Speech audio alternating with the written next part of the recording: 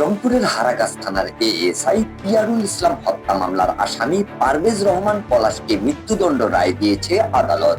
এছাড়া আরো দুটি ধারায় অপরাধ প্রমাণিত হয় তাকে 5 বছরের সশ্রম কারাদণ্ড দিয়েছে আদালত। 13 এপ্রিল সোমবার রংপুরের অতিরিক্ত মহানগর দায়রা জজ আদালতের বিচারক মার্জিয়া খাতুন এ রায় দেন। এ সময় আসামি পারভেজ রহমান পলাশ আদালতের কাঠগড়ায় উপস্থিত ছিলেন। দণ্ডপ্রাপ্ত পারভেজ রহমান পলাশ রংপুর নগরীর পাহাড়কাসনা তেলিপাড়া এলাকার জাহিদুল ইসলামের ছেলে। আদালত সূত্রে জানা যায় 2021 সালের 24 সেপ্টেম্বর রাতে হারাগাছ থানাধীন রংপুর সিটির সিগারেট কোম্পানি এলাকায় মাদক বিরোধী অভিযানে গাঁজা সহ পলাশকে আটক করে এএসআই পিয়ারুল। এ সময় পলাশ তার কাছে থাকা ধারালো চাকু দিয়ে এএসআই পিয়ারুলের বুকে আঘাত করে। এতে পিয়ারুল গুরুতর আহত হলে তাকে উদ্ধার করে রংপুর মেডিকেল কলেজ হাসপাতালে ভর্তি করা হয়। পরদিন সকালে হাসপাতালে চিকিৎসাধীন অবস্থায় পিয়ারুল মারা যান। এ ঘটনায় পুলিশ বাদী হয়ে হত্যা ও মাদক আইনে পৃথক 2টি মামলা দায়ের করে। পরে পুলিশ অভিযান চালিয়ে পারভেজ রহমান পলাশকে গ্রেফতার করে।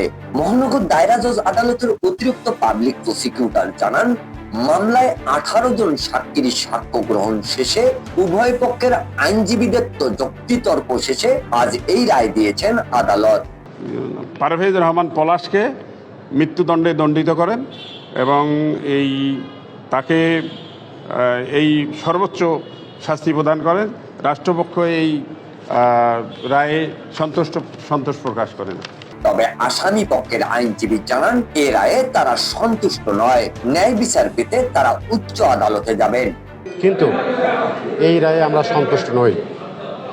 আমরা আইন অনুযায়ী উচ্চ আদালতে আপিল করব। এই মামলা গুরুত্বপূর্ণ কিছু বিষয় আমরা বিজ্ঞ আদালত নজরে নেয়নি। আশা করি আমরা মহামান্য হাইকোর্টে আমরা আপিল করলে এখান থেকে আমার আসামি খালাস পাবে আমি বিশ্বাস করি।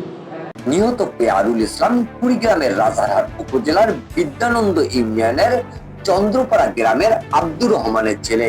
তিনি স্ত্রী সহ 2 শিশু রেখে গেছেন। পুলিশের সূত্র জানায়, এএসআই পিয়ারুল ইসলাম ছিলেন বিনয়ী ও খুবই সাহসী। সবসময় সাহসের সঙ্গে ডিউটি পালন করতেন। পিয়ারুল ইসলাম 2012 সালে পুলিশে যোগদান করেন। হারাগাছ থানায় যোগদানের পূর্বে তিনি আরপিএমপি গোয়েন্দা বিভাগে ছিলেন।